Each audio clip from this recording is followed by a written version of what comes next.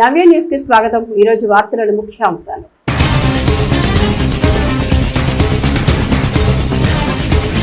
ప్రజా సమస్యల పరిష్కారంలో అధికారులు నిర్లక్ష్యం వహించవద్దు. బాపట్ల జిల్లా కలెక్టరేట్ సముదాయంలో నిర్వహించిన ప్రజావేదిక కార్యక్రమంలో జిల్లా collector Venkata Murali.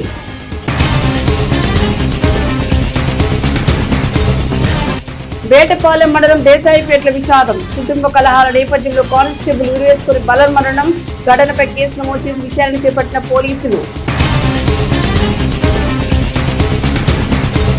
Chirala one town CI Srinivasarao ఆకస్మిక బదిలీ. నూతన వన్ టౌన్ సిఐగా సుబ్బారావు నియామకం. బాధ్యతలు స్వీకరణ.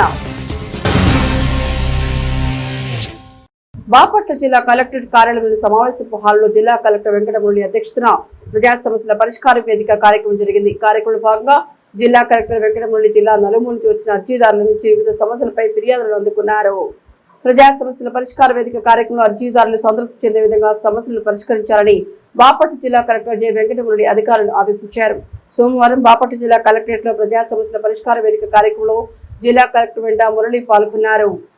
ఈ సందర్భంగా జిల్లా కలెక్టర్ వెంకట మురళి మాట్లాడుతూ ప్రజా సమస్యల పరిష్కార వేదిక కార్యక్రమంలో ప్రజల నుండి వచ్చిన అర్జీలను అర్జీదారులు పూర్తి స్థాయిలో సంతృప్తి చెందే విధంగా పరిష్కారం చూపాలన్నారు.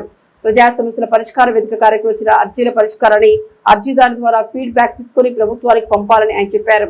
ప్రజా సమస్యల పరిష్కార వేదిక కార్యక్రమాలను అర్జీలను పరిష్కరించిన తర్వాత సంబంధిత పంచాయతీ కార్యదర్శులు గ్రామాలకు వెళ్లి లబ్ధిదారులతో మాట్లాడి ఆడియో తీసుకుని వారితో సెల్ఫీ దిగి ఆన్లైన్ లో అప్లోడ్ చేయాలని ఆయన చెప్పారు. జిల్లాలో జరిగిన డిఆర్సీ సమావేశంలో ప్రజాప్రతినిధులు లేవనెత్తిన అంశాలపై తీసుకున్న చర్యల రిపోర్టులను తయారు చేయాలని ఆయన అధికారులకు సూచించారు. ఈ కార్యక్రమంలో joint collector Prakash Jain, Bapatla revenue divisional అధికారి పి గ్లోరియా, వివిధ శాఖల తదితరులు పాల్గొన్నారు. 50 cents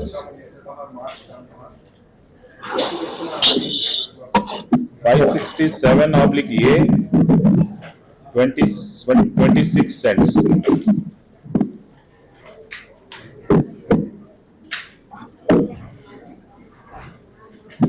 తన్నీరు వెంకటేశ్వర్లు కుమారుడు రాజారావు, చిన్న అంబడిపూడి విలేజ్.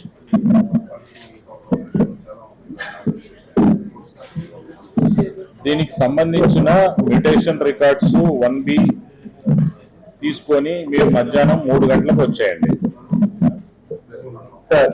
మధ్యాహ్నం 3కి ఇక్కడ ఏవో గారు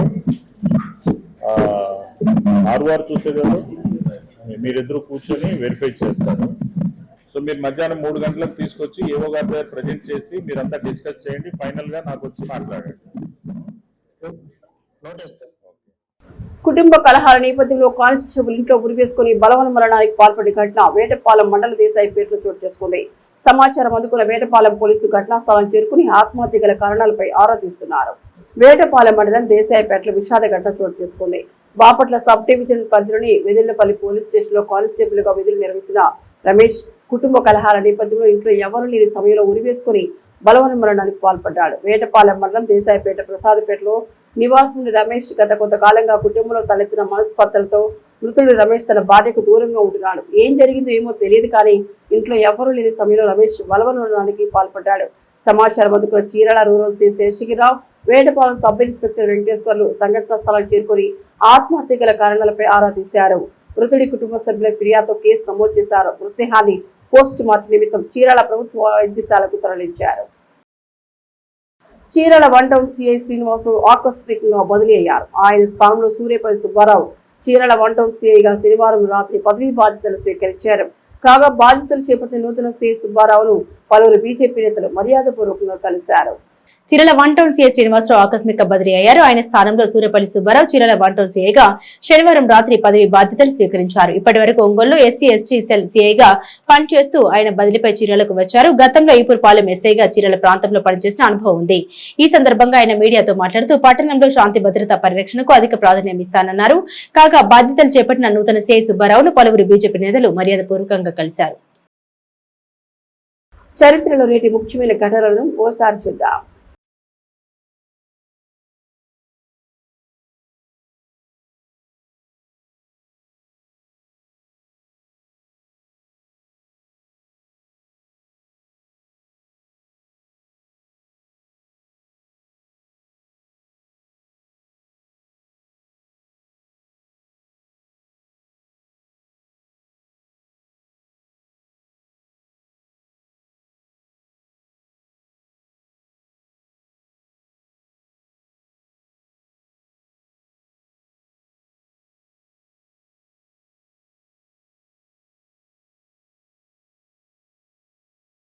NRNPM వాకర్స్ అసోసియేషన్ సంయుక్త నిర్వహణలో ప్రపంచ ఆరోగ్య దినోత్సవం సందర్భంగా షుగర్, గుండె జబ్బులపై అవగాహన సదస్సు జరిగింది.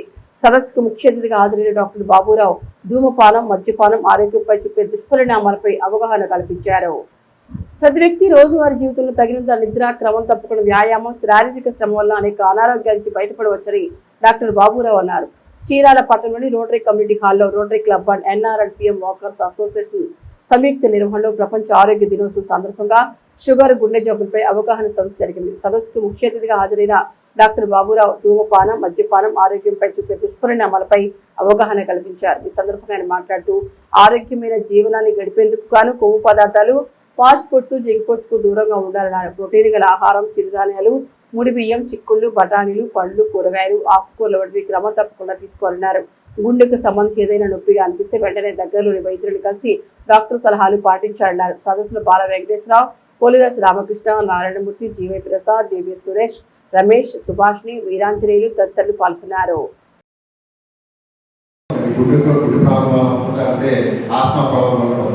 ఏంటంటే బాగా ఎక్స్పీరియన్స్ డాక్టర్ మాత్రం దాన్ని డిసైడ్ చేస్తాం.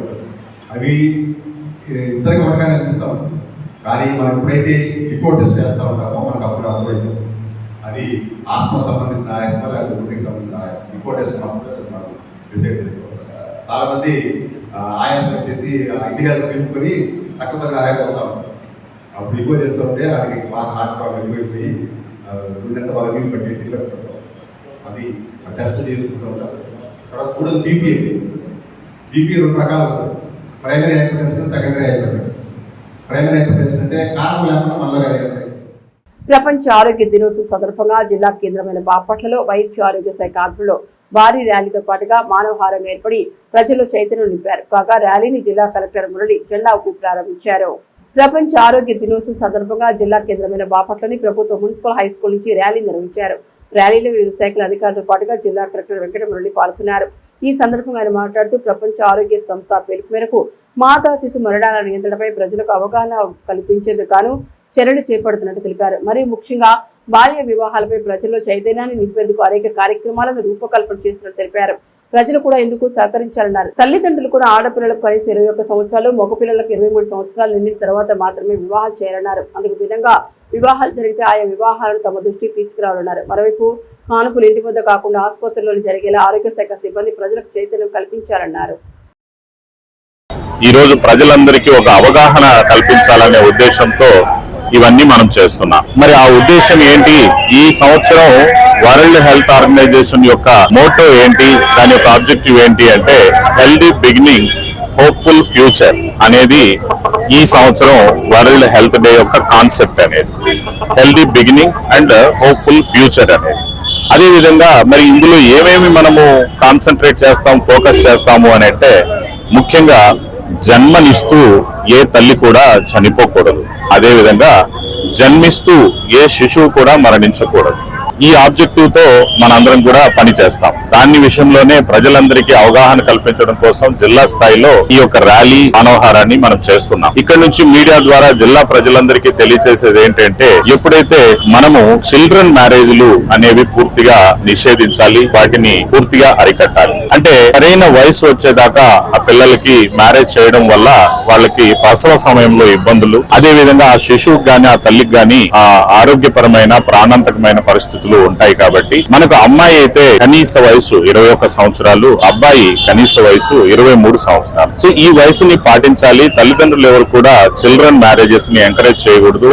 సామాజిక కార్యకర్తలు గాని, హెల్త్ డిపార్ట్మెంట్ గాని, అంగన్వాడీలు గాని ఎక్కడైనా చిల్డ్రన్ మ్యారేజ్ అనేది గమనించినట్టయితే జిల్లా యంత్రాంగానికి తెలియచేయాలి. జిల్లా యంత్రాంగం సరైన చర్యలు తీసుకొని వాటిని ఆపడం జరుగుతుంది. దీంట్లో పూర్తి అవగాహన మీ ద్వారా ప్రజలందరికీ వెళ్లాలని చెప్పి కోరుకుంటున్నాం. చీరాల పట్టణంలోని NRNPM high school walkers association ఆధ్వర్యంలో స్థానిక విఠల్ నగర్ లోని పాండురంగ స్వామి దేవాలయ పునరుద్ధరణకు తమ వంతుగా వాకర్స్ అసోసియేషన్ ప్రతినిధులు ఆర్థిక సహాయాన్ని అందజేశారు.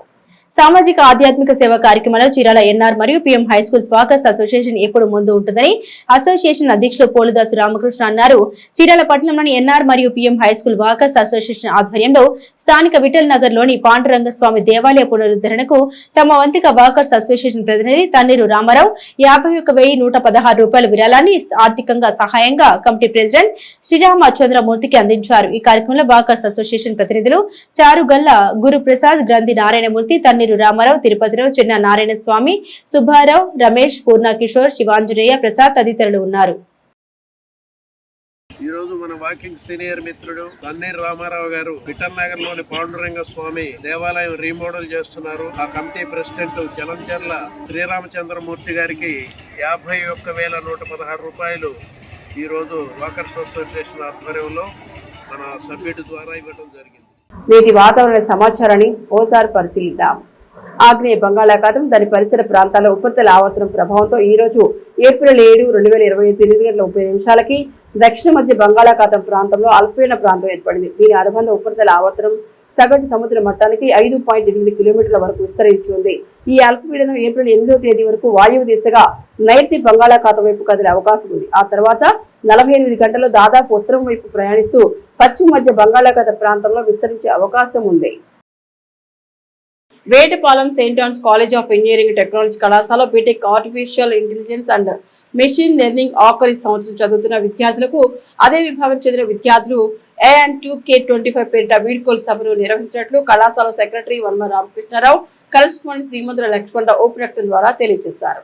విద్యార్థులు పట్టుదలతో కృషి చేసి ఉన్నత స్థాయిలో స్థిరపడాలని సెయింట్ జాన్స్ కళాశాల principal doctor K Jagadish Babu అన్నారు. Vetapalem Saint John's college of engineering and technology కళాశాల BTech artificial intelligence and machine learning ఆఖరి సంవత్సరం చదువుతున్న విద్యార్థులకు అదే విభాగం చెందిన విద్యార్థులు AN2K25 పేరిట వీడ్కోలు సభను నిర్వహించినట్లు కళాశాల సెక్రటరీ వర్మ రామకృష్ణారావు, కరెస్పాండెంట్ శ్రీమంతుల లక్ష్మణరావు ఓ ప్రకటన ద్వారా తెలియజేశారు. ఈ సందర్భంగా విభాగాధిపతి డాక్టర్ సిహెచ్ హరికిషన్ మాట్లాడుతూ ఆధునిక టెక్నాలజీలను తక్కువ ఖర్చులో సామాన్య ప్రజలకు అందుబాటులోకి తెచ్చి విద్యార్థుల సమాజాన్ని అభివృద్ధి పథంలో నడిపించాలని ఆకాంక్షించారు. ఈ సందర్భంగా జరిగిన వివిధ పోటీల్లో గెలుపొందిన విద్యార్థులకు బహుమతులను అందజేశారు. ఈ సందర్భంగా విద్యార్థులు ప్రదర్శించిన పలు సాంస్కృతిక కార్యక్రమాలు అందరినీ అలరించాయి. కార్యక్రమంలో డాక్టర్ సిఎస్ రావు, అడ్మినిస్ట్రేటివ్ మేనేజర్ ఆర్వి రమణమూర్తి, వివిధ విభాగాధిపతులు, అధ్యాపక, అధ్యాపకేతర సిబ్బంది పాల్గొన్నారు.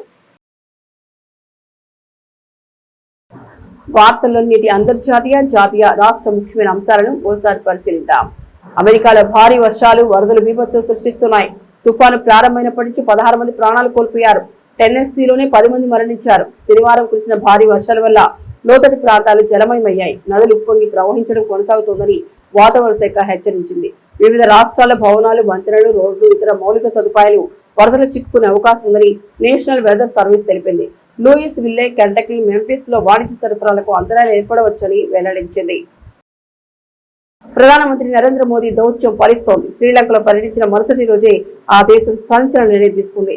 సముద్ర సరిహద్దును దాటినందుకు అదుపులోకి తీసుకున్న మత్స్యకారుల సమస్యను పరిష్కరించడంలో మానవతా దృక్పథాన్ని అవలంబించాలని ప్రధానమంత్రి నరేంద్ర మోదీ కోరారు.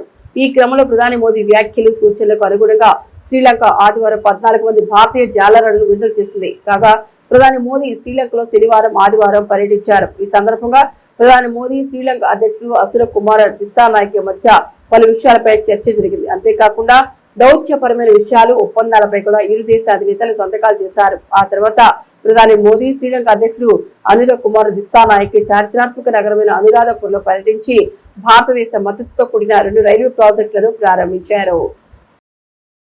స్పష్టమైన ప్రణాళికలతో ఏపీ అభివృద్ధిని పరుగులు పెట్టించాలని భావిస్తున్న సీఎం చంద్రబాబు ఆ దిశగా మంచి ఫలితాలు సాధిస్తున్నారు. గతంలో వృద్ధి రేట్లో వెనుకబడ్డ ఆంధ్రప్రదేశ్ ఇప్పుడు ఎన్నో స్థానాలు ఎగబాకింది. కేంద్రం విడుదల చేసిన జాబితాలో 8.21 వృద్ధి రేట్లో ఆంధ్రప్రదేశ్ 2వ స్థానంలో నిలిచింది. ఈ జాబితాలో 9.18% వృద్ధి రేటుతో ఏపీ కంటే ముందు వరుసలో తమిళనాడు నిలిచింది. కూటమి అధికారంలోకి వచ్చినప్పటి నుంచి ఏపీ అభివృద్ధి కోసం సీఎం చంద్రబాబు పక్కా వ్యూహంతో ముందుకు సాగుతున్నారు. 15% వృద్ధి రేటు సాధించడమే లక్ష్యంగా పనిచేస్తున్నామని చంద్రబాబు చాలా సందర్భాల్లో స్పష్టం చేశారు. 2047 నాటికి ప్రపంచంలోనే భారత్ అగ్రగామి దేశంగా ఉంటుందని, అప్పటికి తలసరి ఆదాయంలో దేశంలో నెంబర్ 1 గా రాష్ట్రంగా ఏపీ ఉండాలని లక్ష్యంగా పెట్టుకున్నట్టు తెలిపారు. అందుకోసం ఏం చేయాలని ప్రణాళికలను కూడా సిద్ధం చేస్తున్నామని, ఆ దిశగా ప్రజలు సహకరించాలని చంద్రబాబు కోరుతున్నారు. భారత మార్కెట్లో 7 సీట్ల కార్లకు ఎప్పుడు డిమాండ్ ఉంటుంది. ఈ ట్రెండ్ ఫిబ్రవరి 2025లో కూడా కొనసాగింది. జనవరిలో మారుతి ఎర్టిగా ఈ విభాగంలో ఆధిపత్యం చెలాయించింది సుజుకి. అయితే గత సంవత్సరంతో పోలిస్తే దీని అమ్మకాలు కొద్దిగా తగ్గాయి. అదే సమయంలో మహీంద్రా స్కార్పియో, బొలెరో అమ్మకాలు తగ్గాయి. వీటన్నిటి మధ్య మహీంద్రా XUV 700 అమ్మకాలు ఫిబ్రవరిలో 14% పెరిగాయి. Maruti Suzuki XL6, Tata safari అమ్మకాలు కూడా బాగా పడిపోయాయి. IPL సీజన్ 18లోని 20వ మ్యాచ్ లో Mumbai Indians versus Royal Challengers Bengaluru తలపడనున్నాయి. ముంబైలోని వాఖడే స్టేడియం జరిగి ఈ మ్యాచ్ లో ఉత్కంఠ పోటీ ఉంటుందని భావిస్తున్నారు. ఎందుకంటే ముంబై ఇండియన్స్ సొంత గడపై ఓడించడం అంత సులభం కాదు. కానీ ఈసారి RCB కొత్త మూడ్ లో ఉంది. 17 ఏళ్ల తర్వాత చపాక్ స్టేడియంలో బలీయమైన చెన్నై సూపర్ కింగ్స్ జట్టు ఓడించిన RCB ఇప్పుడు ముంబైలోనూ విజయ జెండా ఎగరవేస్తామని నమ్మకంగా ఉంది.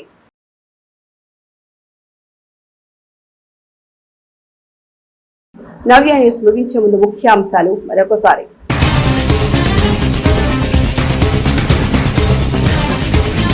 ప్రజా సమస్యల పరిష్కారంలో అధికారులు నిర్లక్ష్యం వహించవద్దు. బాపట్ల జిల్లా కలెక్టరేట్ సముదాయంలో నిర్వహించిన ప్రజావేదిక కార్యక్రమంలో జిల్లా కలెక్టర్ వెంకట మురళి.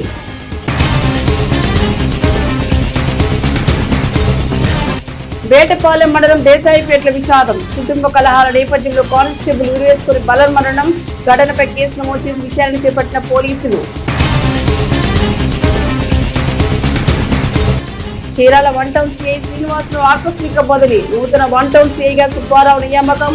బాధ్యతలు స్వీకరణ. నవ్య న్యూస్ ఇంతటితో సమాప్తం. నమస్కారం.